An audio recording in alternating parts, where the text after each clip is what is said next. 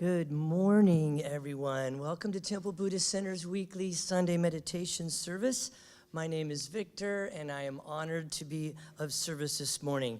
We hope that our service today finds you all happy, healthy, joyous, but please know that if in any way you are struggling, we hope that not only can our service, but Temple Buddhist Center be a source of refuge for you as we open our hearts to you and your loved ones. We are excited to be able to celebrate services in person once again, and we want to do so as safely as possible. Masks are recommended. Respect and tolerance are encouraged. We appreciate your part in helping to keep our whole Sangha safe and healthy. All right, so again, we also want to welcome our Sangha, both near and far. We have folks joining us from all over the world these days through the magic of the airwaves and technology. So good morning to everyone, wherever you are at. Let's go ahead and begin this morning with some conscious breathing. A conscious breath is where we seal the mouth, breathe deeply through the nose, hold that breath for a moment, and then release slowly so that the exhale is longer than the inhale. Obviously, if you've got a head cold or some allergies or anything like that, then just work with whatever you can as best. So let's begin. Holding that breath for a moment, feeling the fullness of the lungs, and releasing slowly, long, slow, metered release. And as you do so, check in with the body. What is present in the body at this moment? If you were to speak one single word that best summarized what is most present for you right now, what might that be?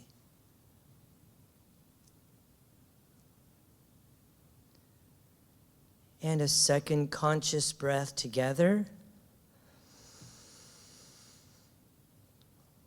Holding for a moment. And releasing slowly. And as you release, feel and sense the body as it relaxes even more, becoming more gentle, more at ease. If there is any point of tension or contraction, imagine breathing through that point as if every pore in your skin could inhale and exhale through that point.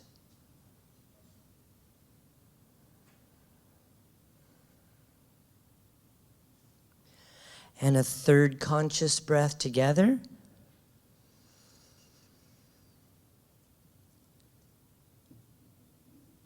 And releasing. Good. And as you release, just allowing into your awareness the present moment. There is just this. The present moment can seem like a small increment of time, but it has no beginning and no end. We are always arriving.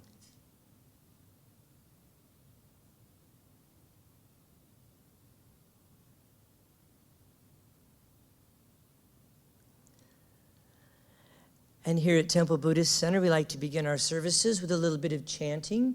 Chanting is an integral part of every tradition. Chanting is not about being a singer. It's about having a voice. It's about a deeply devotional practice of expressing the sacred within to the sacred without. And so our chant today is Om Ami Dewa Ze. Excuse me, Om Ami Dewa Ze. And this is a chant in the Buddhist tradition in Sanskrit that enhances compassion. Compassion. And as the Buddha said, if your compassion does not include yourself, it is incomplete. So I will invite Rochelle to tone us in as we take a conscious breath.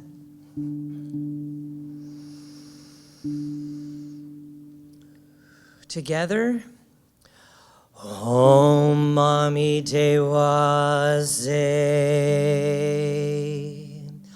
Om Mami Dewa Ze. Om Mami Dewa Ze. Om Mami Dewa Ze.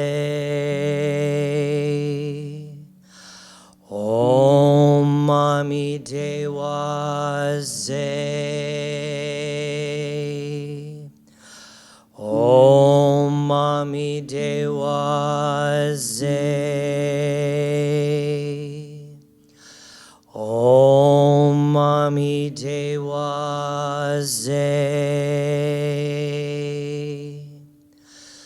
Om Mami Dewa Ze. Om Mami Dewa Ze. Om Mami Dewa Ze. Once more. Om Mami Dewa Ze.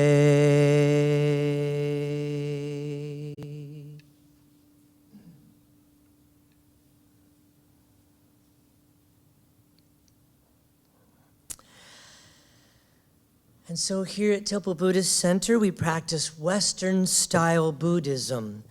Western Buddhism is a blend of Eastern philosophy and Western psychology. And this new and exciting form of spirituality is dynamic, it's growing and changing with us.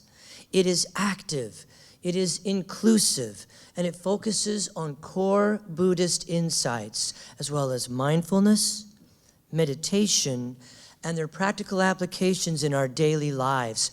Our goal here is not to get everyone to agree on a specific lineage or philosophy or sect of Buddhism, but rather it is on a shared experience of mindfulness, oneness, and love. Whether we are chanting together, sharing from the heart, or spending time in noble silence, we respect that you will participate at a level that is comfortable for you.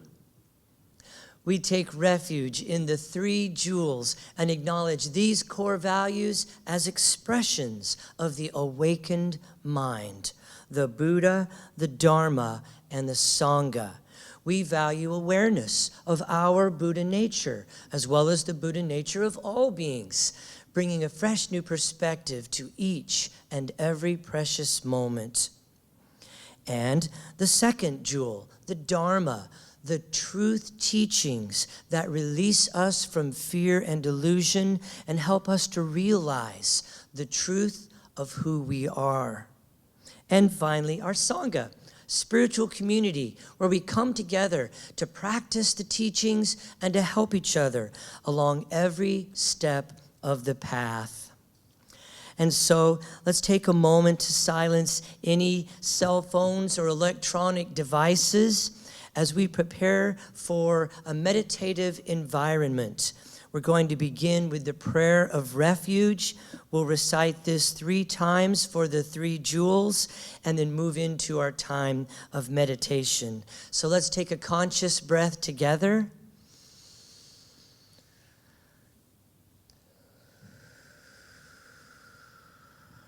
And let's begin. In Buddha, Dharma, and Sangha, we go for refuge until fully awakened through the power of generosity, ethics, patience, enthusiastic effort, concentration, and wisdom. For the sake of all beings, may we realize and demonstrate our innate goodness.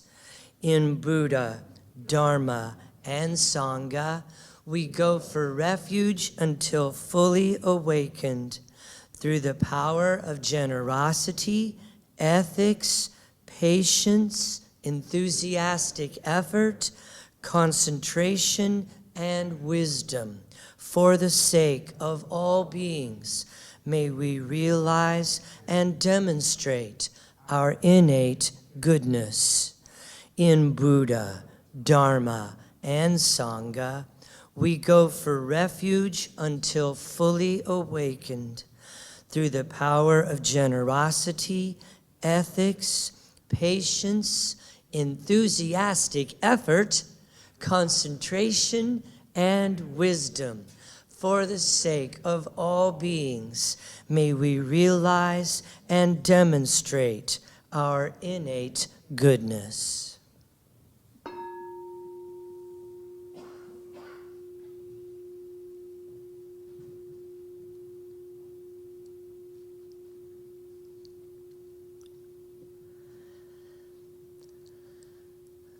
And so as we prepare now for a time in meditation, in noble silence, if you have an extensive practice, then we invite you to practice in a way that is fitting for you this morning.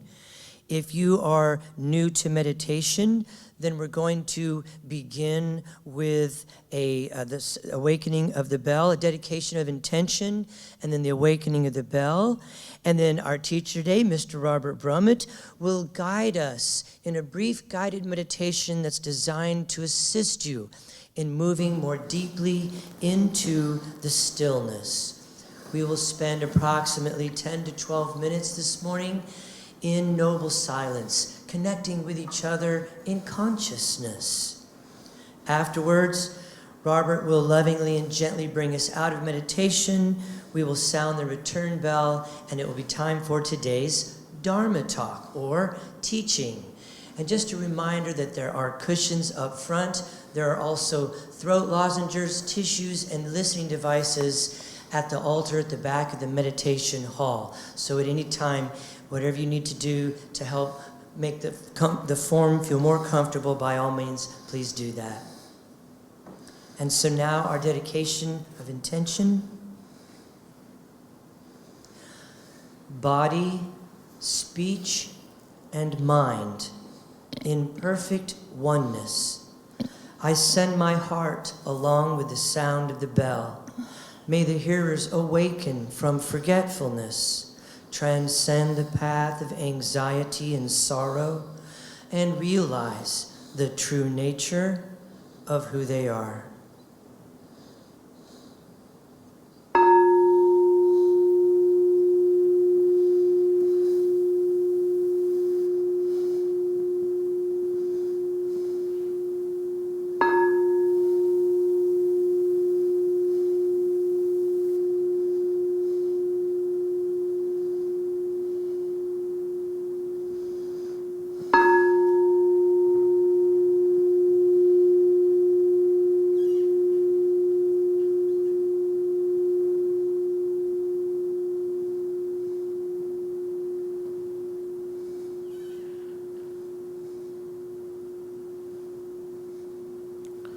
As we listen to the sound of the bell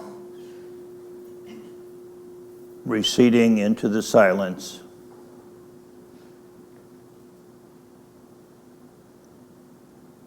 we allow the mind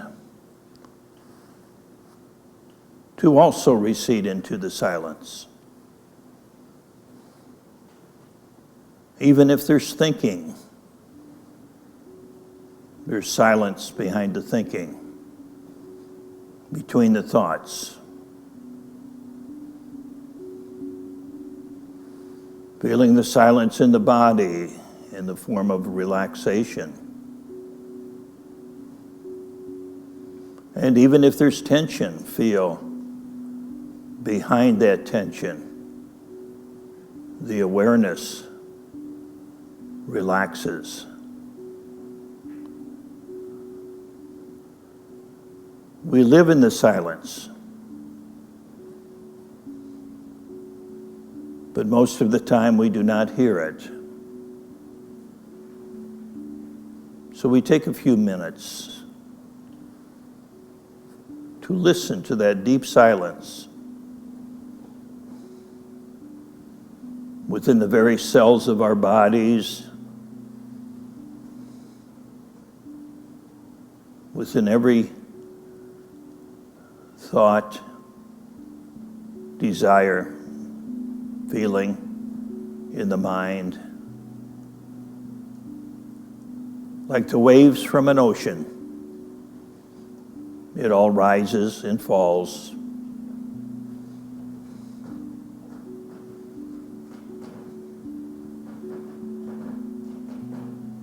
So we see and we become the ocean.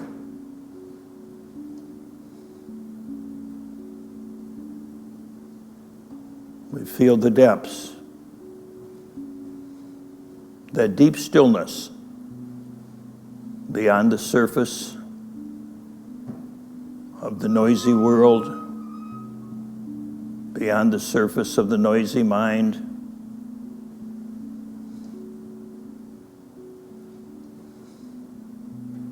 Beyond the agitation in the body.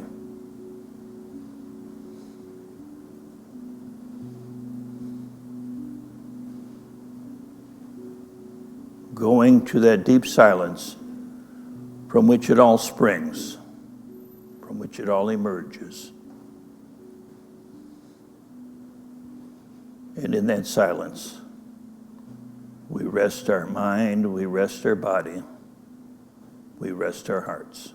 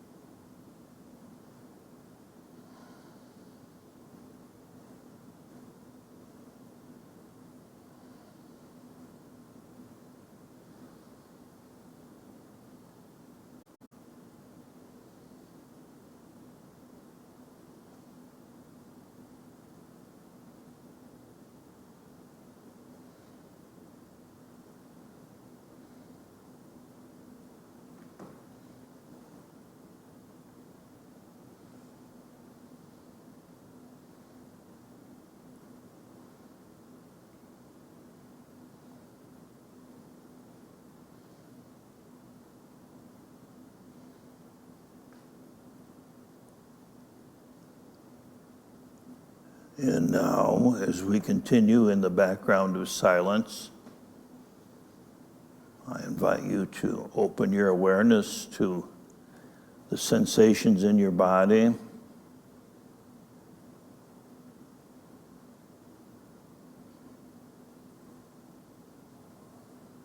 to hearing,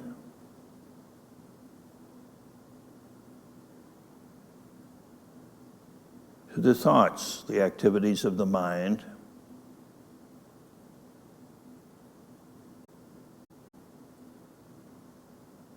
And in a moment, you'll hear the sound of the bell. And as you do, I invite you to open your eyes. And when you open your eyes, I invite you to continue your connection with the depth, with the silence, seeing all that you see, hearing all that you hear, and being the one who sees, the one who hears, the one who knows. And now we hear the bell.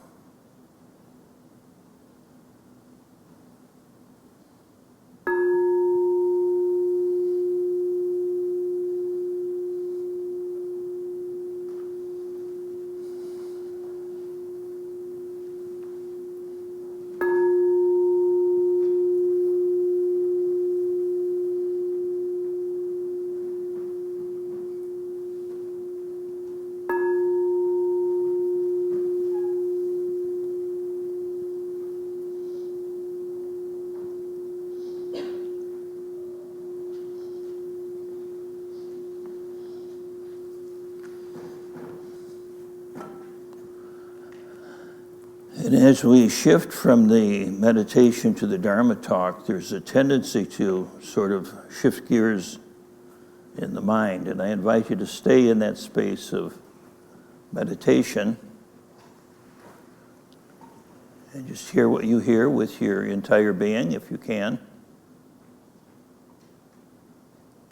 And to be present to yourself, as well as to the words that you hear. Because in this practice, our whole life becomes, or can become, a meditation. And that's as a friend of mine says, that's the greatest zafu of all is the world. when we do our practice in the strom and therm of our everyday life. So welcome once again to Temple Buddhist Center. Happy February. Happy Sunday. As Victor mentioned, Western Buddhism, or what we call Western Buddhism, is becoming a blend of the psychology of the West and the wisdom of the East. And that's really a very powerful thing, because we're getting the best of both worlds, of both cultures. And it's very important that we don't throw our Western values and try to mimic the values of the Eastern culture from 2,000 years ago. That doesn't work for us. And on the other hand, it's important that we don't try to simply see the Dharma in terms of our Western mind alone. You see, so it's a skill, very important skill, and probably, in my mind, one of the most important skills. Because typically, when we want to learn meditation, we focus on the technique. The how do I meditate? And I believe that even more important than that is the understanding of why I'm meditating and what it's all about. So it's important to realize that we function, and this is part of Western psychology, that we function in a particular operating system, often called the ego in spiritual teachings. The ego is not a bad thing. Ego simply means I. It's a Latin word for I or me. But it's important to remember that that ego is a construct of our history, and that ego was created to survive in our family system when we were young.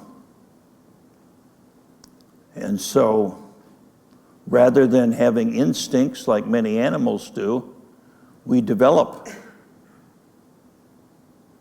the ego as sort of our instinctual understanding. As it's often been said, that culture has become our second nature. You know, we have natural urges, and then we have cultural urges. We have desires that are conditioned as well as natural desires. So as we approach meditation, what often happens is that we approach meditation the way we approach everything else in our life, which is, what do I want to do? How do I do it? How do I do it right? And how do I get what I want? You see, we set a goal, we develop a strategy, and then we do our best to do the right thing according to that particular strategy. And there's nothing wrong with that in terms of how we live our life. If I want to learn something, I go to school and take a course so I can learn it, so I can get a job, so I can get some money, so I can ba-da-da-da, you see. But meditation is very different. We're not doing it to get something. We're doing it to realize what we already are. And that's a very different approach than getting something that I don't have. You see. So in meditation practice, doing it right isn't always the best way. Thus, the title of my talk is The Right Way to Do It Wrong. Because right and wrong really have very different meanings in the Dharma practice. Let me tell you a story from the Zen tradition. As in many Zen stories, the student, the novice, goes before the master and bows and says to the master, what's the most important thing? What's the most important thing for me to learn, to develop? Good question, right? So the master pauses, silence, and then he speaks. Good judgment. Good judgment, thank you. And if I may ask, Master, how do I learn good judgment? There's another pause. Master closes his eyes and speaks, and he says, bad judgment. Okay. So, we learn by, quote, making mistakes. That's the natural way of learning. But in our culture, we're conditioned to not make mistakes. See, because when we make a mistake, we're not okay, or we're punished for it, or we're laughed at, or we're humiliated. You know, there's very few of us that don't have those tapes, those memories of painful experiences when we didn't get the right answer, when the teacher called on us, or when our parents told us to do something and we didn't do it right, or when we got that first C or D or whatever it was on our grade card, you see. So we're taught that we're okay only if we do it right. And then we get into that mindset of, I got to do meditation right, otherwise I'm not going to get what I want. And that's counterproductive, because there's nothing to get. There's only something to realize. That realization doesn't come from outside in. It emerges, like a bubble from the depths. It's a very different way of learning. And it takes unlearning to learn what we already know. So, we learn from our mistakes. I mean, that's natural. How did we learn to walk? By falling down. If a child fell down and said, well, I'm not going to do that anymore, that's embarrassing. We'd all be crawling around on our hands and knees, won't we? Or if a child tried to speak perfect English as soon as they opened their mouth. It doesn't work that way. That's not natural. A child learns to walk by falling down, by crawling, standing, falling, crawling. A child learns to speak by babbling. An infant learns to use its hands by, if you've ever seen infants go like this, they're learning how to use their hands, And we learn by trial and error. We learn good judgment by bad judgment. We learn what's true by finding out what's not true. We learn what's real by finding out what's not real. So that's one thing that's important, is that we learn not by doing it right, but by paying attention to when we do it wrong. And we can learn much, if not more, from doing it wrong than from doing it right sometimes. If we're afraid of making mistakes, then we don't learn anything. If we're unwilling to make a mistake, we can't learn anything. The German theologian, some of you may have heard of him, Dietrich Bonhoeffer. He was well known for his resistance to Hitler during the Nazi era. And he said, Dietrich Bonhoeffer says, the biggest mistake you can make in your life, is to be afraid of making a mistake.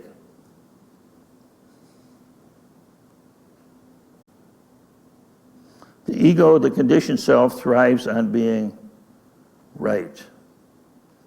And so when we're right, just notice how that feels when we're right. When you're in a discussion with somebody and you discover that you're right and they're wrong. Certain feeling of satisfaction, right? Feels good. Versus, I was wrong. You see. Sometimes that need to be right is so strong that we won't even admit that we're wrong. That happens very often. There was a story I was going to tell you about John Dean. It's a long story and I won't do it. But in the Watergate era, John Dean testified, and it was so interesting because everything he said turned out to be absolutely correct. He had this photographic memory. Except when he was wrong about something, he made the other person wrong. And that's very, very common, that we will flip things around, because to be wrong can be so painful to us. The ego thrives on being right. So it's really, in a way, a great practice to practice being wrong. I mean, not to the point where you're harming yourself. Don't drive down the wrong side of the street. I'm not talking about that. But, in a discussion with somebody, rather than arguing to be right, it's like, what if I'm wrong? What if they're right, you say? And it's an interesting practice. It can kind of loosen the grip of the ego. In the Gospel of Matthew, in the Christian scriptures, Christian Bible, there's a quote that says, "The meek shall inherit the earth." Probably all heard it. I don't know of too many people that haven't heard it. I don't know of anybody that believes it.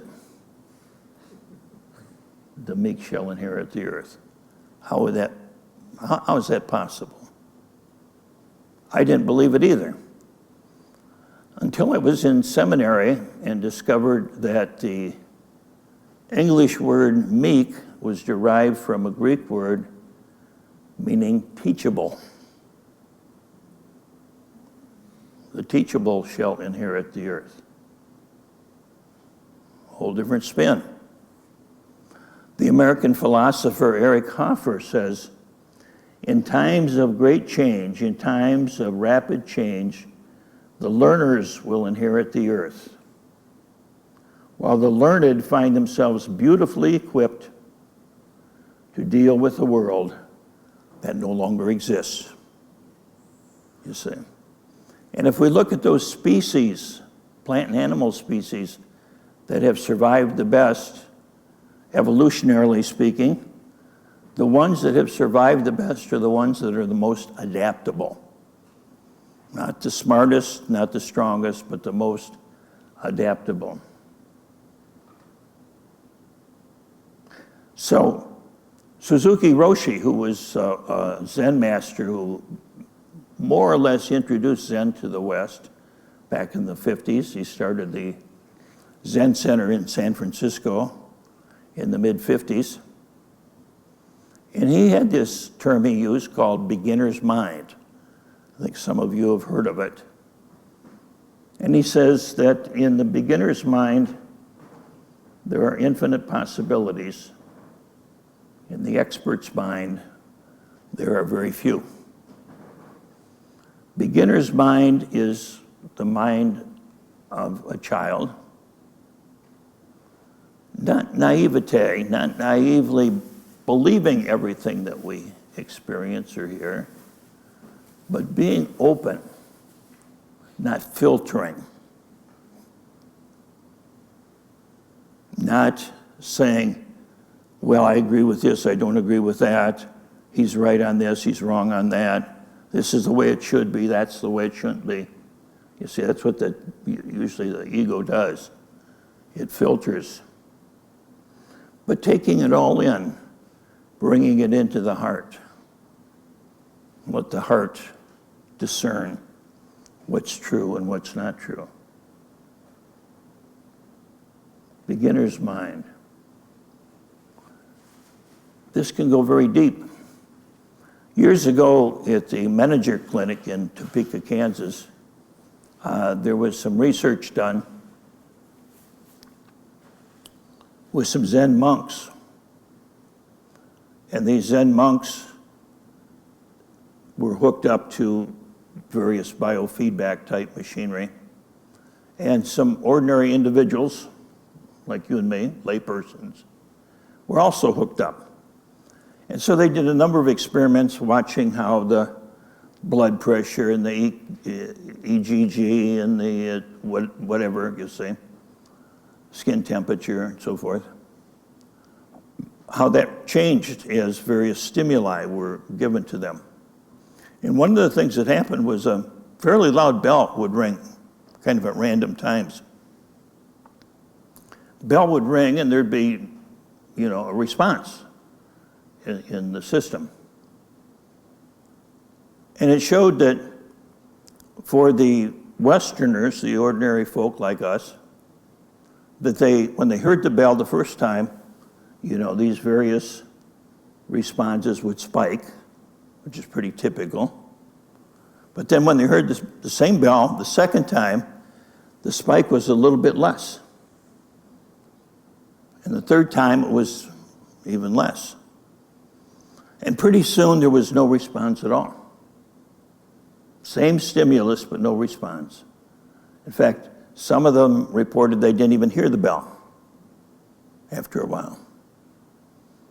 But with the Zen monks, it showed the same spike every single time. So they were hearing the bell each time as if they heard it for the very first time, you see. So they were taking in everything brand new. The Westerners were filtering that bell and saying, that's it, just that bell.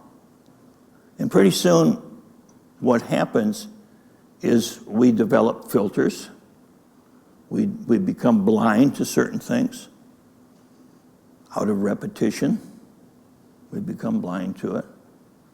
I once worked in a factory when I was in school, college. Very noisy, very loud, you know. This is before OSHA even, you know, we just, not too many safety standards.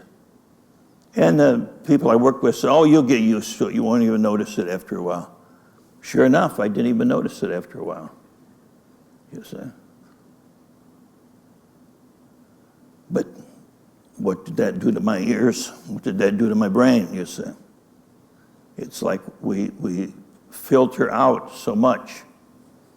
And so many of us, you know, we don't see the, quote, the elephant in the living room because we've grown up with the elephant in the living room. And we don't see how blind we are because we've grown up with that blindness. And so beginner's mind is being willing to be open, being willing to make mistakes, being willing to do it wrong. Yeah, we do set an intention in our practice. We do set an intention such as watching the breath, paying attention to the sensations in the body, paying attention to the thoughts in the mind. Whenever we sit down, we have an intention.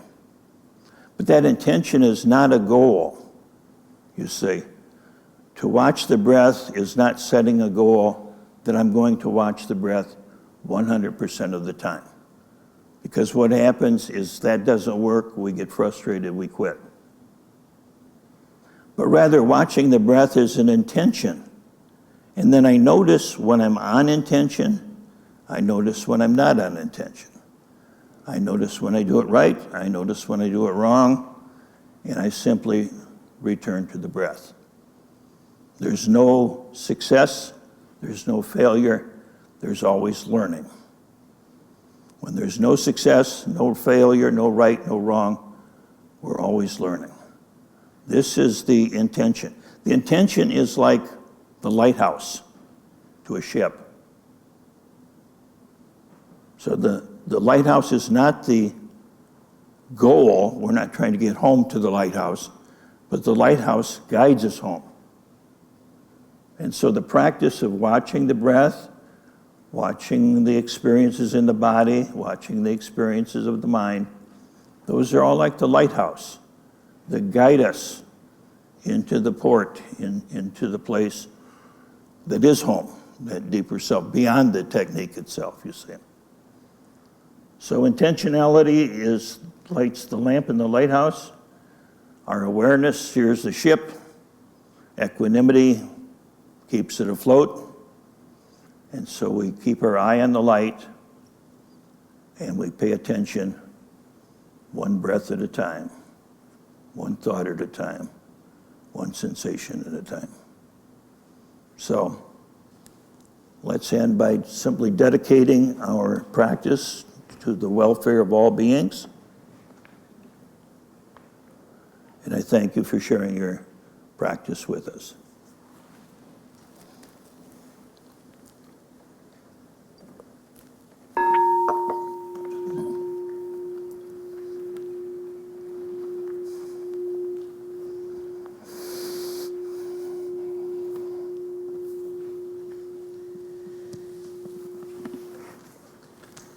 Thank you so much, Robert. So let's just take a moment to breathe, embody the teachings, allowing them to move from our heads into our hearts.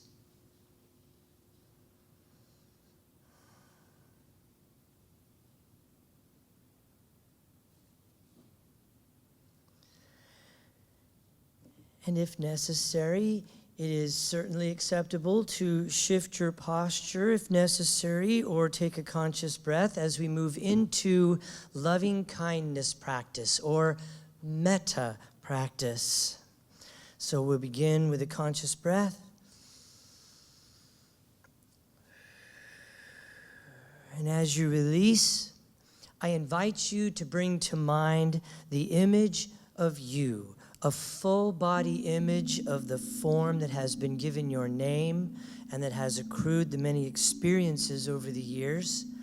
And holding this image in your mind's eye, recite silently to yourself these words of loving kindness practice or metta practice. May I be filled with loving kindness.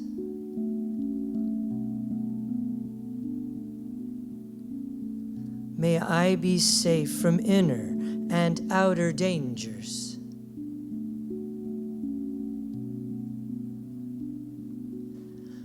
May I be well in body and mind.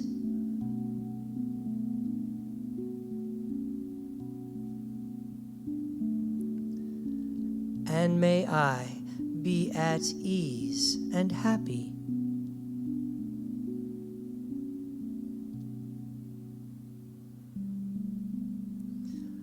Conscious breath.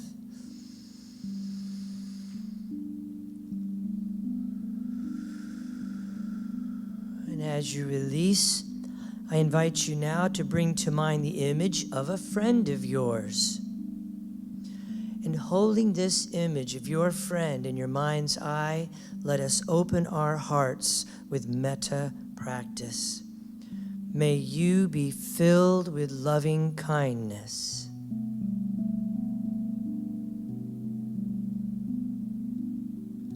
May you be safe from inner and outer dangers.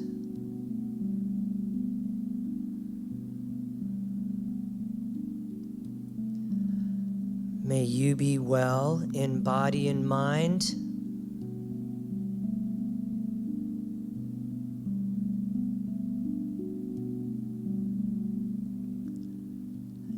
And may you be at ease and happy.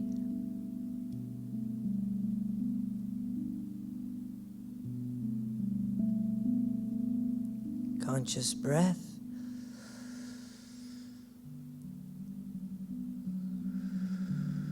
And as you release that sentiment into the universe, I invite you now to bring to mind the image of an acquaintance, perhaps a clerk or a cashier from the week, a passerby or someone in a car that you saw. And holding this image in your mind's eye, we open our hearts as we send metta. May you be filled with loving kindness.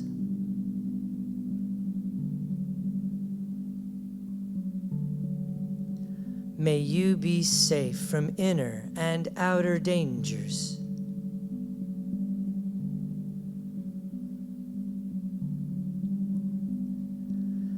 May you be well in body and mind.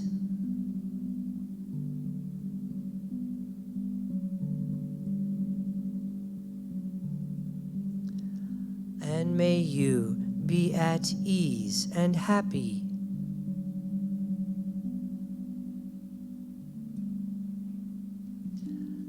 Conscious breath.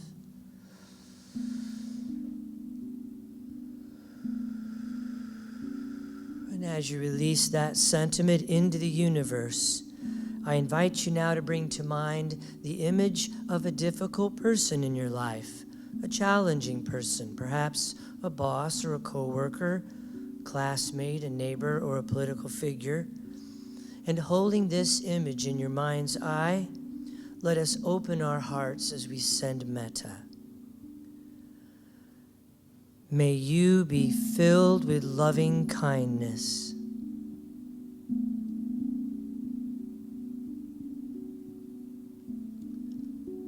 May you be safe from inner and outer dangers.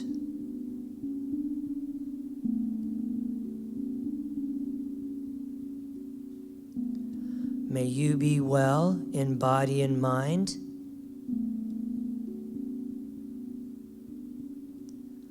And may you be at ease and happy.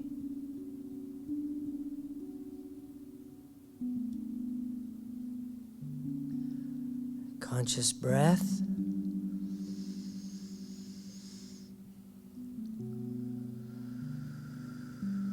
And as you release that sentiment into the universe, I invite you now to bring to mind the image of the world.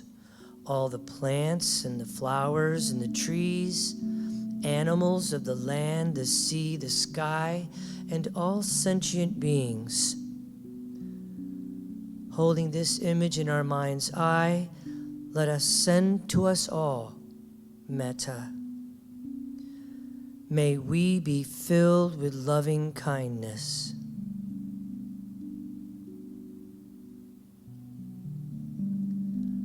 May we be safe from inner and outer dangers.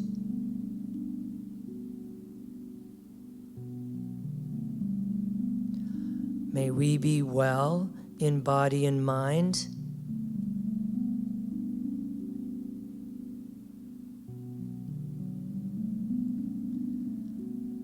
And may we be at ease and happy.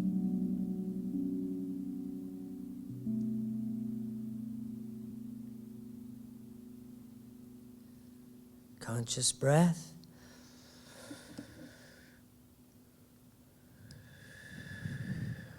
And in the true spirit of dana, the Buddhist practice of generosity, temple services here are given freely.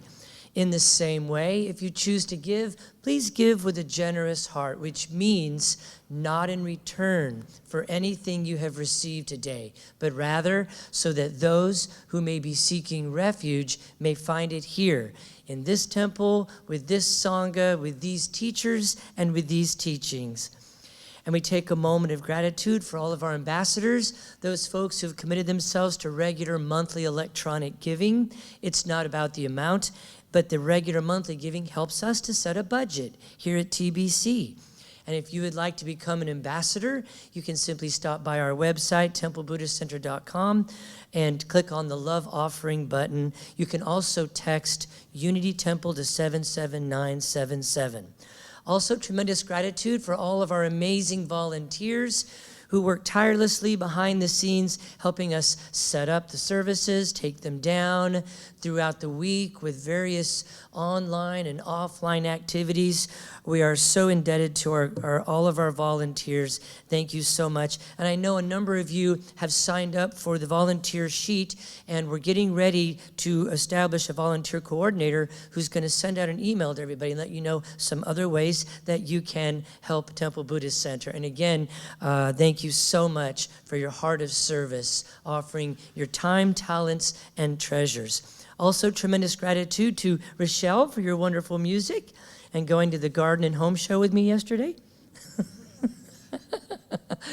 And thank you so much to Mr. Robert Brumet for your friendship, your mentorship, your guidance, and all that you do for Temple Buddhist Center. We are so blessed to have you as a part of this community. And especially thank you to each and every one of you for sharing your heart and your presence and your practice with all of us here at Temple Buddhist Center. We are the better for it. And so as we prepare now for our bodhicitta dedication, the awakened heart dedication, we'll recite this together out loud. Together. May the pure, brilliant sun of bodhicitta dawn in each and every heart and mind, dispelling the darkness of suffering and confusion unstoppably, until all are illumined and awakened. And with our hands together now in front of our hearts, as we go forth from this place, let us honor each moment in innocence, guided by the wisdom of our hearts. And as we open our hands, open our eyes, shine our light into the world, Namaste. And we ended just about a minute early to give me an opportunity to give you a couple of updates and announcements. Some things going on. Here they are. Some things going on. Just real quick, normally on first Sundays, it is our Helping Hands giveaway. We have the bags out there, but due to some staffing and some shipping issues, we're going to do it next Sunday. But it is still always first Sunday. However, this month, it'll be next Sunday. Those are bags that you can put one in your car, and as you're moving around the city, should you encounter a person experiencing homelessness, you can give it to them. It has all kinds of essentials, some socks and gloves and warm things and things like that in it. And so we'll have those put together completely and ready for us for next Sunday. Oh, there. I meant to have the announcements up there for you guys. Also, Robert is going to be putting together get my glasses here, another dedicated practitioners Sangha. And so this is a Sangha that meets once a month. Currently it's on Zoom only, and it's going to be beginning March 21st. And so the Dedicated Practitioners Sangha is going to be working with meditation, personal guidance, and practice also around a book. And the book that we're going to be working from this time is by Andrew Olensky, called Unlimiting Mind, the Radically Experiential Psychology of Buddhism. So if you'd like to find out more about that, then the registrar is johnflaherty@gmail.com, and these sheets are out on the reception desk right outside the meditation hall doors. So you can pick up one of these, or you can also come by stop by the website or send me an email. I'll continue announcing this for another couple weeks, so you'll have an opportunity to get involved with that. Don't forget our post-service discussion group, which is in the classroom in the hallway right down here to the left.